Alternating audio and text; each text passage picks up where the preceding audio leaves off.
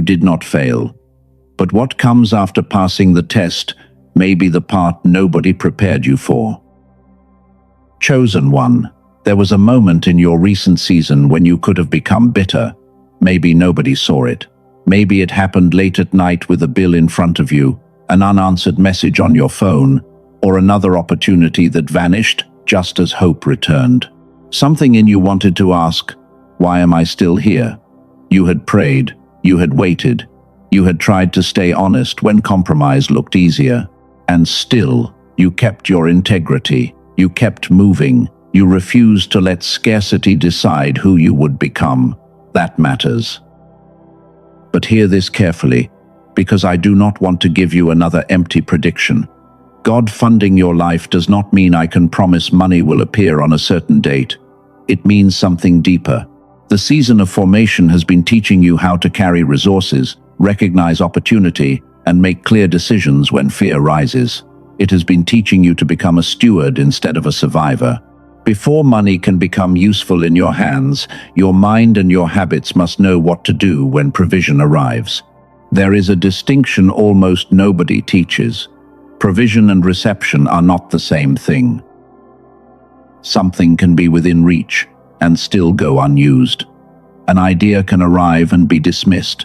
A relationship can appear and never be followed up. A door can open while fear keeps you standing outside it. A clear inner knowing can be buried under mental noise that you talk yourself out of the move you sought. I call the distance between what has been made available and what you can actually recognize and use the provision gap. It can live between the email and the reply, between the idea and the first step, between the invitation and the courage to say yes, between the resource in your hand and the belief that it could actually matter. In this message, 3 things are going to happen. First, you will understand why financial pressure does not automatically mean divine rejection. Second, you will see the habits that can make a person survive scarcity so long that they carry scarcity into the next chapter. Third, you will see why clarity itself may be one of the most overlooked forms of provision in your life. That third piece is where this becomes unexpected. Later, we will connect what spiritually sensitive people have described for years with something researchers discovered about the way the human mind functions when its capacities work together instead of against each other. But first, you need to see what provision looks like before money appears. Look at your life. You are not asking the same questions you asked a year ago. You are not only asking, how do I survive this? A different question has started forming underneath it. What if I am finally supposed to build? If that sentence names where you are standing, mark this moment with 4 words. I am ready to receive. Because the first breakthrough is not that provision is coming from somewhere far away. It is that you may have been looking for the final form, while God was already placing the first forms around you.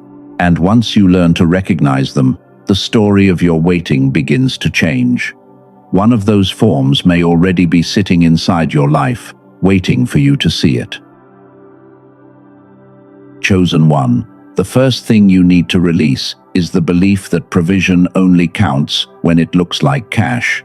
Bills are real, but if you train your eyes to recognize only money, you can stand beside provision and still call yourself abandoned. Provision often arrives in stages. The first form is currency. That is the form everyone recognizes. It creates breathing room, but currency is only one expression. The second form is capacity.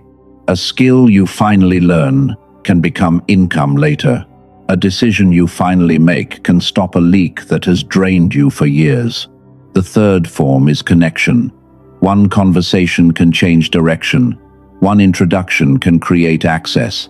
The fourth form is correction. Sometimes provision looks like a closed door that prevents a larger loss. Sometimes the answer is protection. This is why scarcity can become spiritually confusing.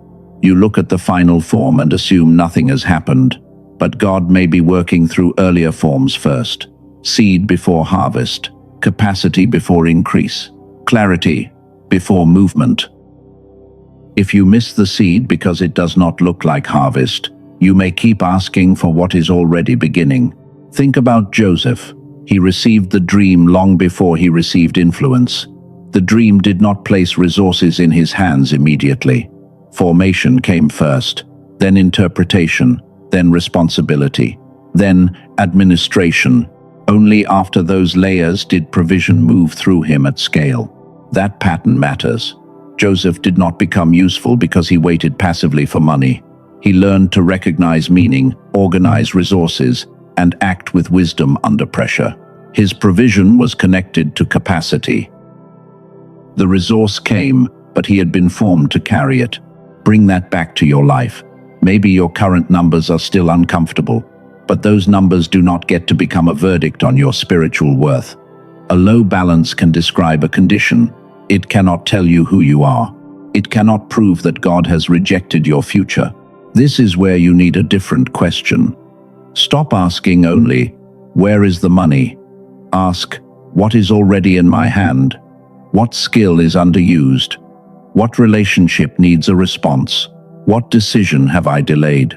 What expense keeps draining what I already have?" Do not rush those questions. The goal is not to pretend every small thing is a miracle. The goal is to stop overlooking usable resources because they arrived in a form you were not expecting.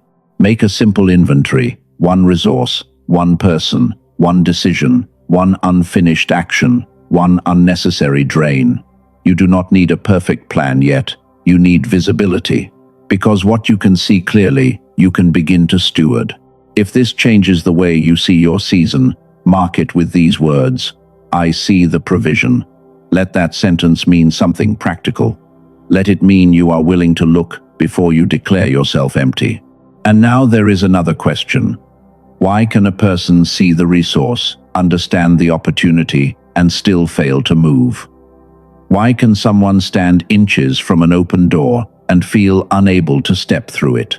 That is where the provision gap becomes personal.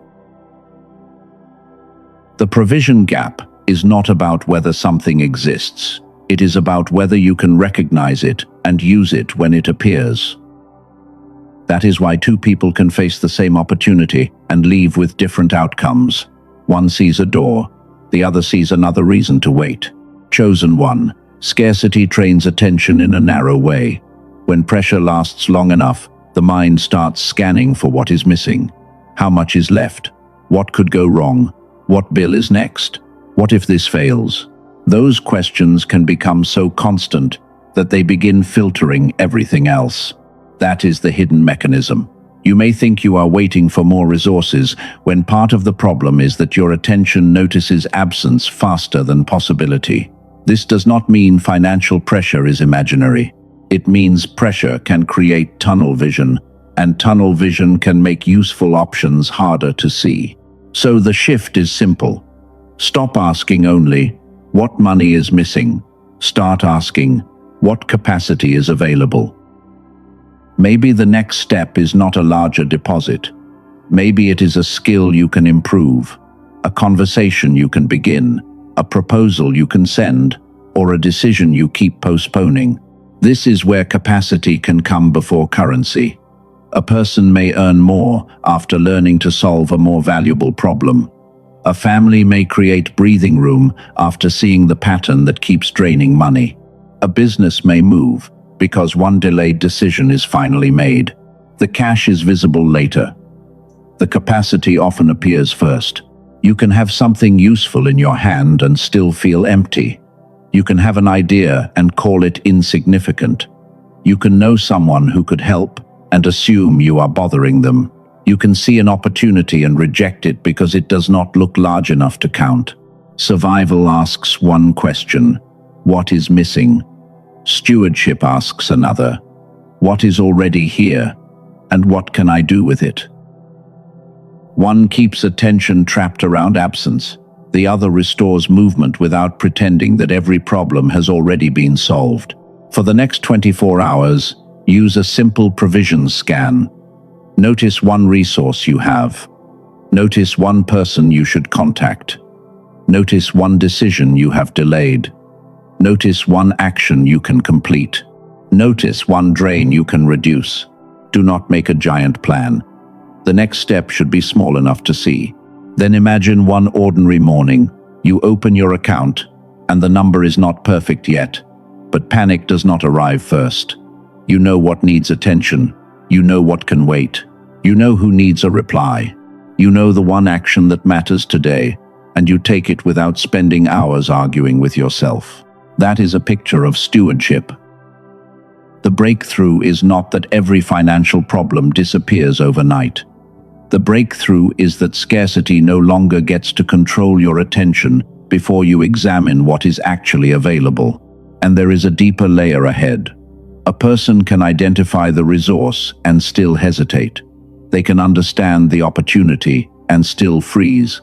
They can know what should happen next and remain unable to move. Why does that happen? Why can clarity appear for a moment, then disappear under noise, fatigue, doubt, or overthinking? The answer takes us beyond money. It takes us into the condition of the receiver itself. Chosen one, there is a kind of delay that does not come from laziness. It does not come from a lack of faith. It happens when a person knows something matters, but the mind feels too crowded to move with confidence. You open the email, then close it. You read the proposal again. You tell yourself, you will answer tomorrow. You mean to make the call. You mean to send the application. You mean to finish the page. But when the important moment arrives, your energy seems to fall. You can scroll for an hour without effort, yet 10 focused minutes on the thing that could change your life feels strangely heavy. It is easy to judge yourself in that place. You call yourself undisciplined. You wonder whether you missed divine timing. You start thinking that if your faith was stronger, the decision would feel obvious. But confusion is not always a spiritual verdict. Sometimes a sincere person is simply overloaded. This is where we need another name.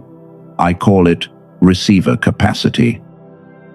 Receiver capacity is your ability to notice what is in front of you, understand what it means, decide what matters, act while the moment is alive, and hold the result without collapsing back into fear. Receiving requires more than hope. You have to recognize, you have to interpret, you have to choose, you have to move. And if your mind has lived under pressure for a long time, those simple actions can demand more from you than anyone around you realizes. Maybe you know this feeling.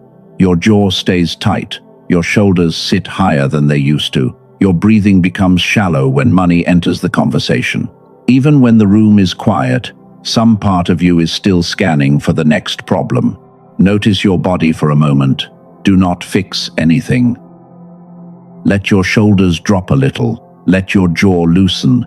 Notice whether your breath is high in your chest or lower and easier. The point is not to create a mystical experience. The point is to notice how long your system has been carrying alertness. If part of you is skeptical, that is allowed. You may have heard too many messages saying your breakthrough is close.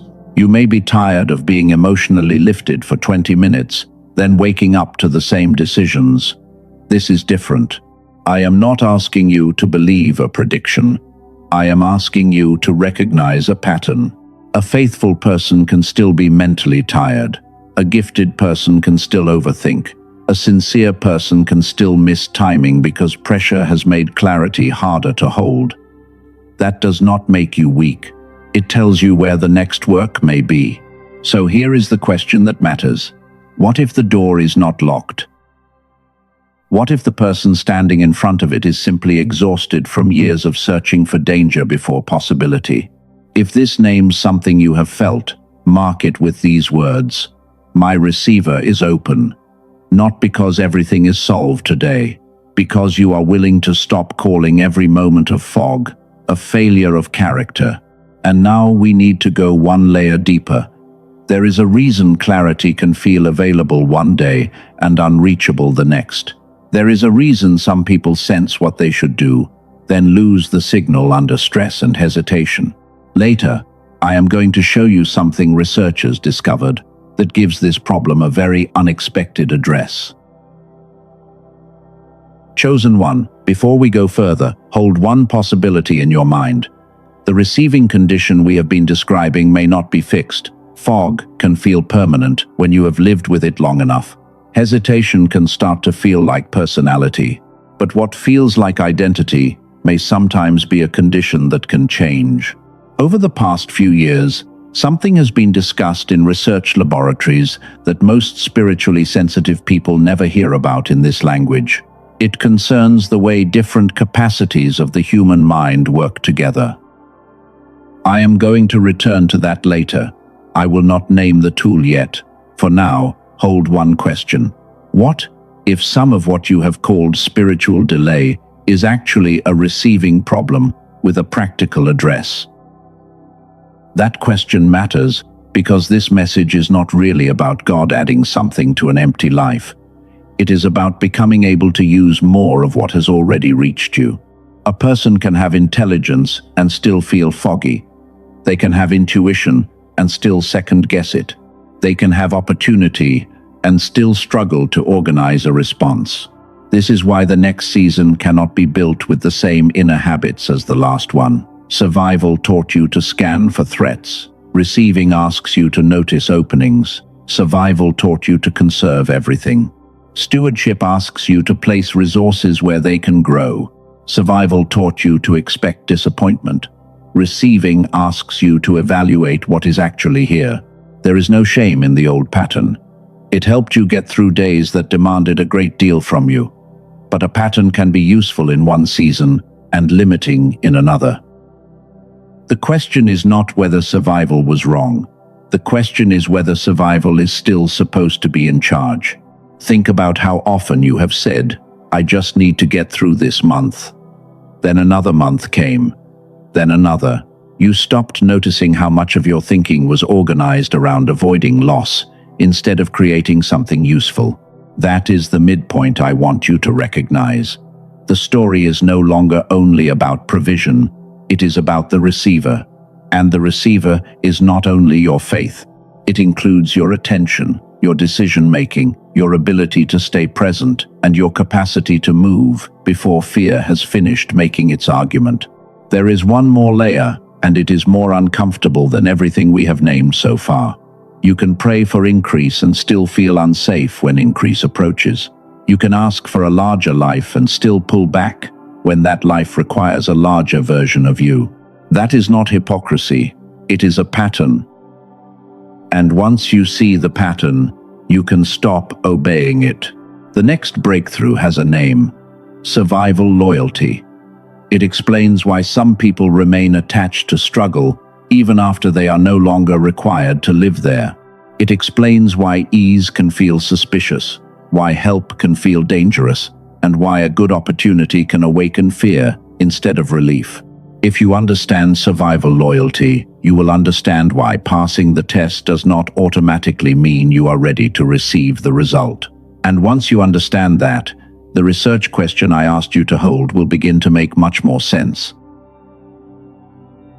Survival loyalty is what happens when struggle becomes more familiar than receiving. You may hate the pressure, you may pray for relief, but if hardship shaped your identity for long enough, some part of you can begin treating struggle as the place where you know who you are. Chosen one, this is why a good opportunity can make you anxious. A promotion appears, and instead of excitement, you feel pressure. Someone offers help, and you immediately wonder what they want from you. Your income rises, and guilt appears. You think about charging more for your work, then pull back because being paid well feels strangely uncomfortable.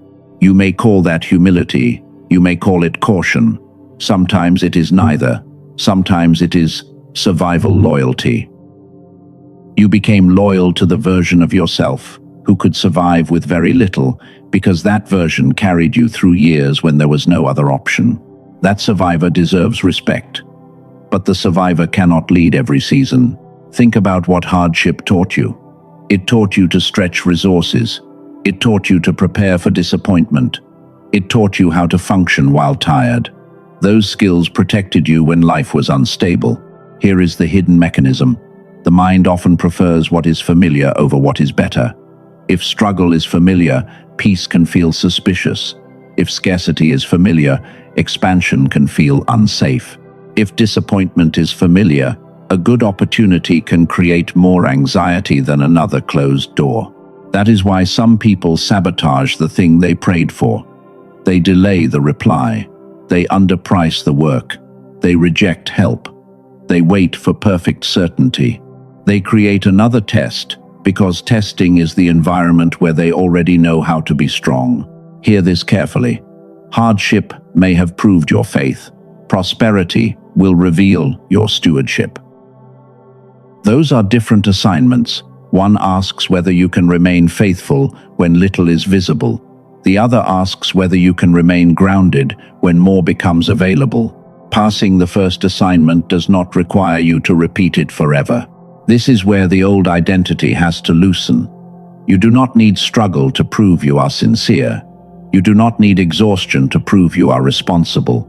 You do not need to reject support to prove you trust God. And you do not need to remain small to prove you have remained humble. Open your hands for a moment.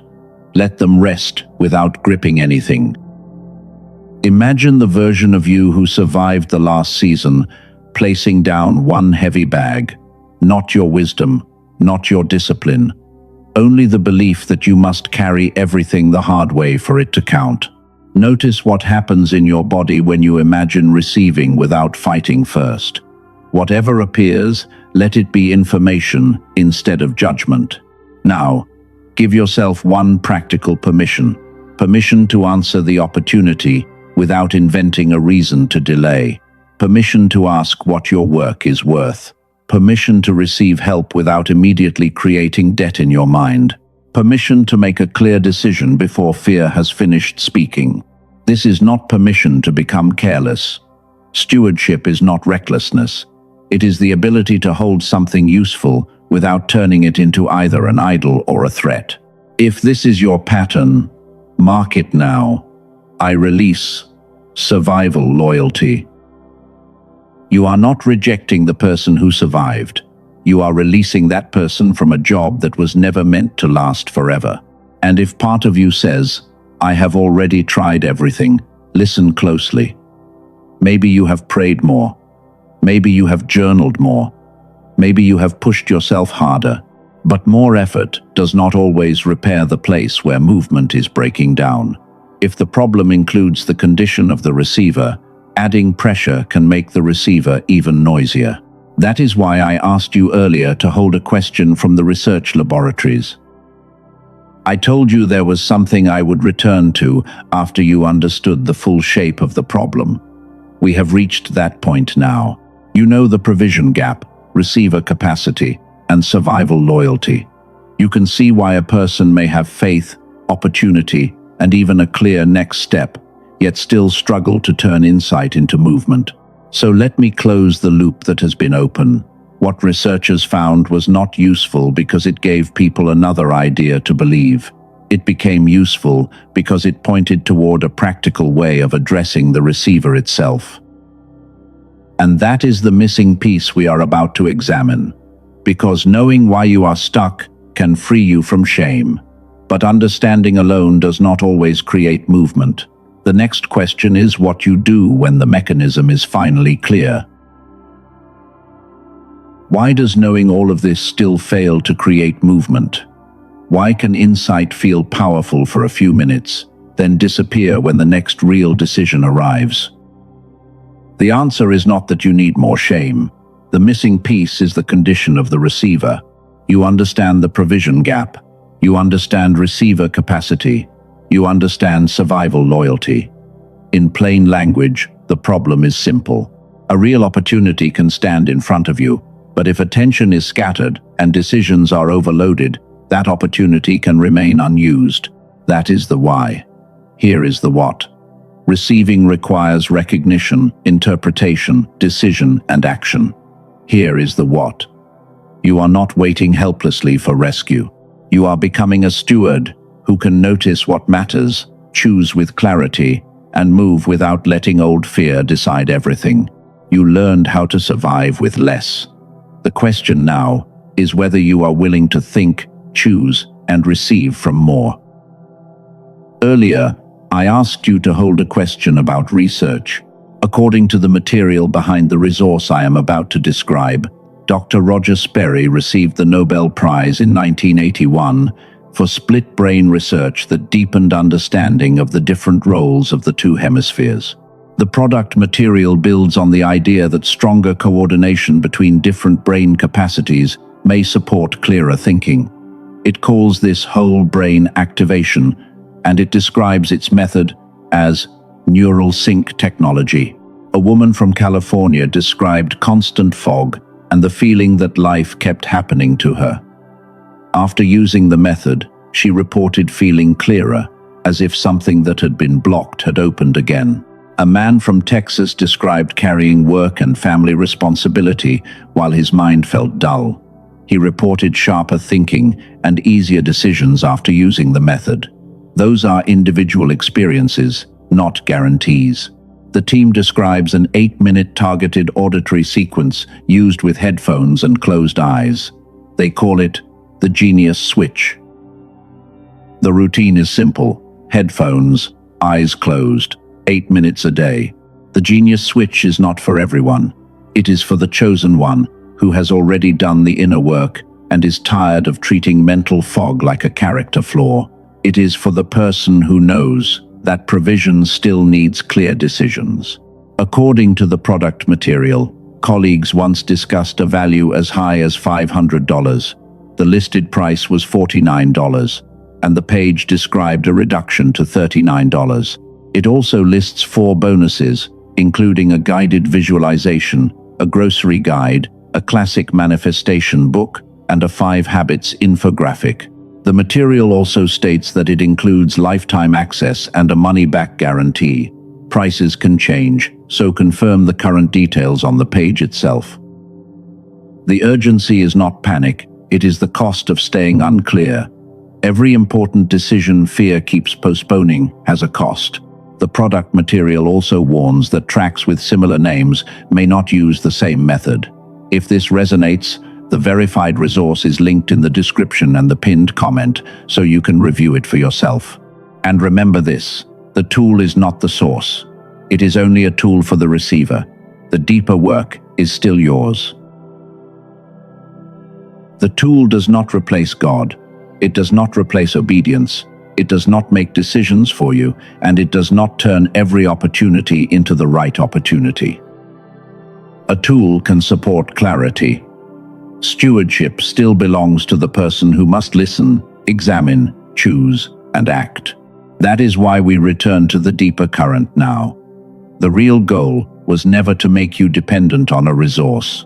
The goal is to help you become less dependent on fear. You are learning to recognize provision without worshipping it, and receive support without apologizing for it. Picture a future moment. An opportunity arrives. Maybe it is a conversation, a contract, or a chance to build something new. Your first reaction is not panic. You do not immediately imagine everything that could go wrong. You pause. You look. You ask what is true. You pray without using prayer to avoid the decision. You examine the facts without using facts to bury your intuition. You notice what the moment requires. Then you act. That is receiver capacity in practice. The outcome is not perfection. You will still meet uncertainty, but uncertainty no longer automatically becomes paralysis. You can remain grounded while something new is happening. And when provision increases, you do not have to become someone else. You can become more faithful with what is already in you, more responsible, more willing to build. This is the movement from survivor to steward. The survivor asks whether there will be enough. The steward asks what this resource is for. That question changes the way you hold opportunity. Use 3 words when the next door appears: recognize, receive, steward. Recognize means asking what is actually here. Do not inflate it. Do not minimize it. See it clearly. Receive means asking, what action makes this usable? A resource that is never acted on remains potential. Steward means asking, Who or what should this serve? That keeps provision connected to purpose instead of ego. If the resource I described earlier stirred something in you, that door is still open in the description and the pinned comment. You do not need to force a decision. Review it with the same clarity we have been practicing and decide whether it belongs in your path. Then return your attention here, because the strongest proof of this message will not be what you buy. It will be what you stop doing. You stop calling yourself abandoned every time money gets tight. You stop treating confusion as identity. You stop recreating struggle because struggle feels familiar. You begin to notice that peace can be productive, support can be safe, growth can be handled with integrity, and an open door does not have to be feared simply because the last one closed. There is one final transition to make before we end. It is not about receiving another resource. It is about naming the person who will receive what comes next. Before this message closes, you are going to release the identity that only knows how to survive. Then, you are going to replace it with something stronger. Not a fantasy, not a prediction. A declaration about how you will meet the next season when it arrives. Because provision changes meaning when it reaches the hands of a steward. Chosen one, bring your attention back to your body. Let your shoulders soften. Let your hands rest open. You do not need to force a feeling.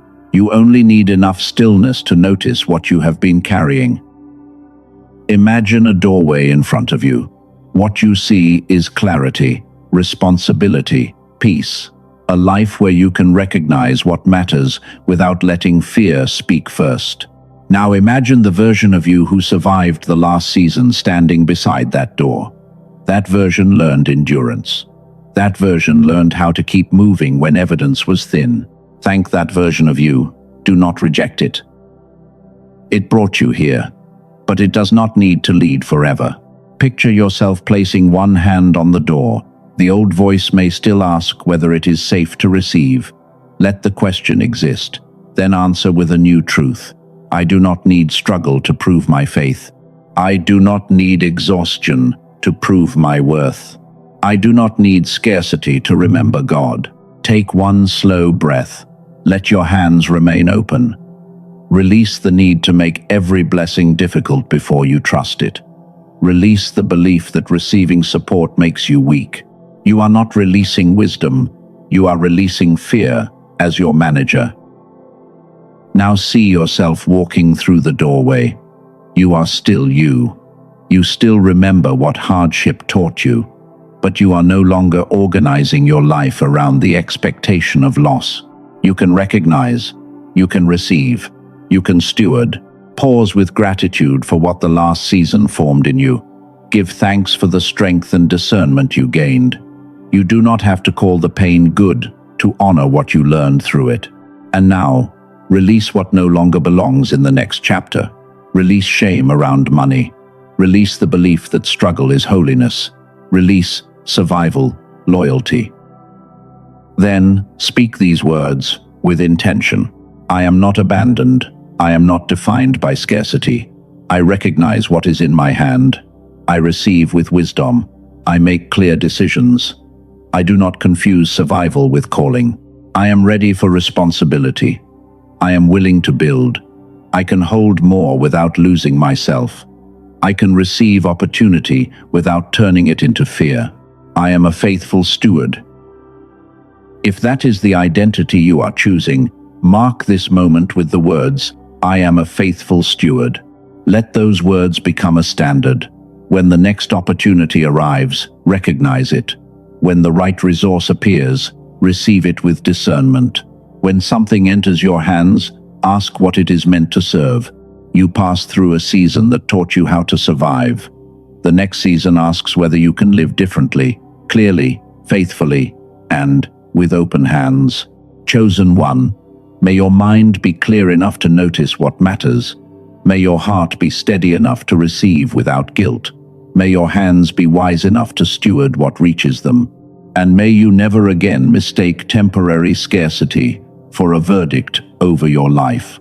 What is meant to grow still requires a faithful hand. You do not need to chase the future tonight.